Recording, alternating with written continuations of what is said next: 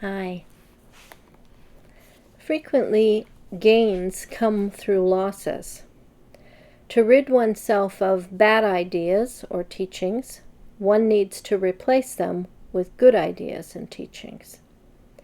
If you don't replace them, what you find is you are still a victim of those bad teachings because you will be on automatic. If you have bad habits, you need to replace them with good habits. First, you need to be aware of what is bad, and then you need to consistently repeat the good habits. And then change happens. So we find that in other things in life.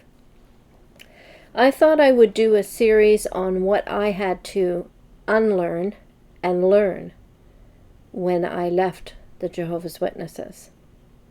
As a witness, I didn't think of myself as a proud person, but I did need to be humbled. And the scripture passage that made me aware of my pride and humbled me was Luke chapter 18, verses 9 to 14.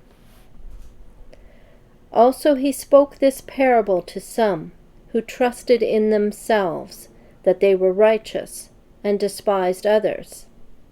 2 men went up to the temple to pray, one a Pharisee and the other a tax collector. The Pharisee stood and prayed thus with himself, God, I thank you that I am not like other men, extortioners, unjust, adulterers, or even as this tax collector. I fast twice a week. I give tithes of all that I possess.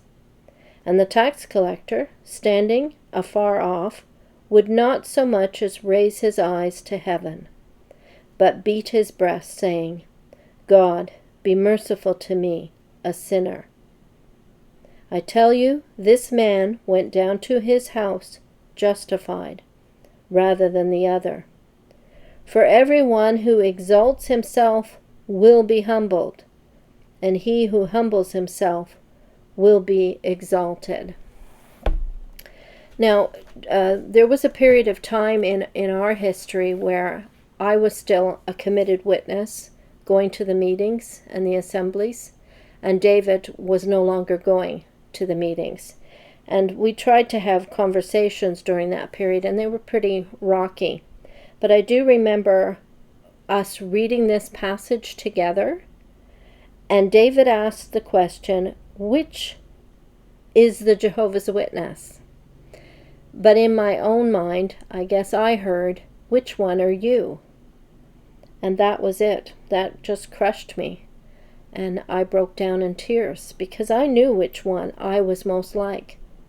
I was not the tax collector. I was a Pharisee. I was proud of being a Jehovah's Witness, of saying I'm in the truth. I'm in the one true religion. I go to meetings and I go out in field service. I pioneered. I viewed all those things as making me justified. And then I think I was the same as this Pharisee in that I looked down on people that weren't Jehovah's Witnesses. No, I'm not saying that I was unkind to people, but I had an attitude of dismissing those people as not good people, as not possibly being good people, or having any kind of relationship with God. So I looked down on non-witnesses, anyone outside of the organization. I'm going to link to a video that was based on a reading from Ryle, J.C. Ryle. We were doing Ryle on Matthew. So in Matthew 5, and it's called RJW's Poor in Spirit, Humble, or Wise in Their Own Eyes.